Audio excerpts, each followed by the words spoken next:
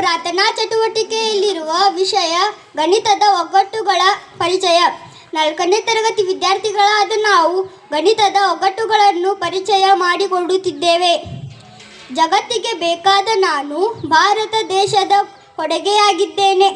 ಒಂದು ಅಂಕಿಯ ಹಿಂದೆ ಬಂದರೆ ನನಗೆ ಬೆಲೆ ಇಲ್ಲ, ಆದರೆ ಅದೇ ಅಂಕಿಯ ಮುಂದೆ ಬಂದಾಗ 10ರಷ್ಟು ಬೆಲೆ ಹೆಚ್ಚಾಗುತ್ತದೆ.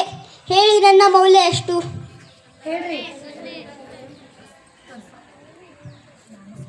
ನಾನು 0. ಮುಳ್ಳುಗಳಿವೆ, ಅಪಾಯವಿಲ್ಲ, ಸಂಖ್ಯೆಗಳಿವೆ, ಲೆಕ್ಕದ ಪುಸ್ತಕವಲ್ಲ, ಹೊಡೆಯುತ್ತದೆ, ದೇವಾಲಯವಲ್ಲ. ಹಾಗಾದರೆ ನಾನು ಯಾರು?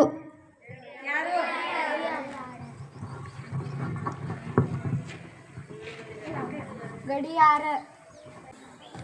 ನಾನು ಸರಳ ರೇಖೆಯ ಮೇಲಿರುತ್ತೇನೆ. ನನ್ನ ಅಳತೆ 180 ಡಿಗ್ರಿ ಆಗಿರುತ್ತದೆ. ಹಾಗಾದರೆ ನಾನು ಯಾರು ಹೇಳಿ? ನಾನು ಸರಳ ಕೋನ. ಬ್ರಹ್ಮನ ಒಟ್ಟು ಮುಖಗಳಾಗಿರುವ ನಾನು ಚತುರ್ಭುಜದ ಒಟ್ಟು ಭಾಗಗಳಲ್ಲಿ ಅಡಗಿರುವೆನು. ಹೇಳಬಲ್ಲಿರಾ ನಾನು ಯಾರು?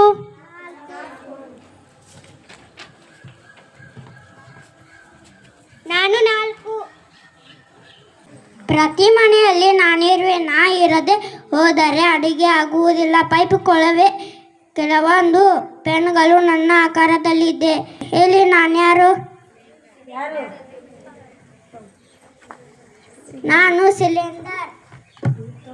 ನಾನು ಸಿಲಿಂಡರ್.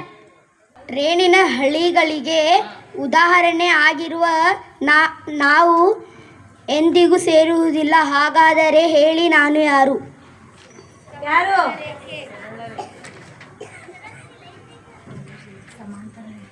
ನಾನು ಸಮಾಂತರ ರೇಖೆ.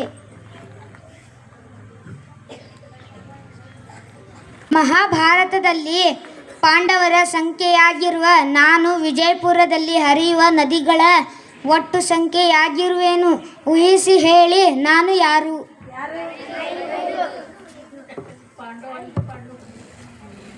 ನಾನು 5.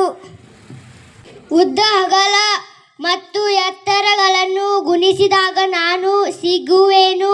ನನ್ನ ಹೆಸರು ಹೇಳಿ? ಘನ.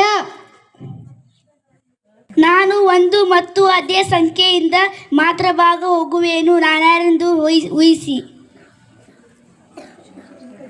ಅವಿಭಾಜ್ಯ ಸಂಖ್ಯೆ.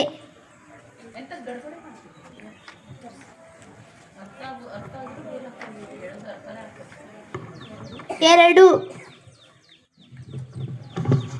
3, 7. ಸೊನ್ನೆಯನ್ನು ಒಳಗೊಂಡ ಸ್ವಾಭಾವಿಕ ಸಂಖ್ಯೆಗಳಾಗಿರುವೆ. ನಾನು ಯಾರು? ಪೂರ್ಣ ಸಂಖ್ಯೆಗಳು. ಎಲ್ಲರಿಗೂ ಧನ್ಯವಾದ.